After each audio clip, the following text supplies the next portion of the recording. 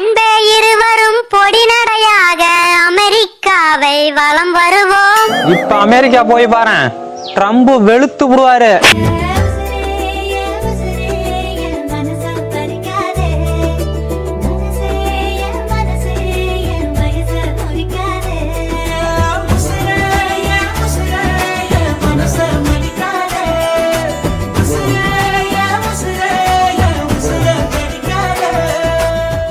காலையில இருந்து நானும் உங்களை வாட்ச் பண்ணிட்டே இருக்கேன். உங்க நடவடிக்கை எல்லாம் ஏதோ ஒரு வித்தியாசமா இருக்கு.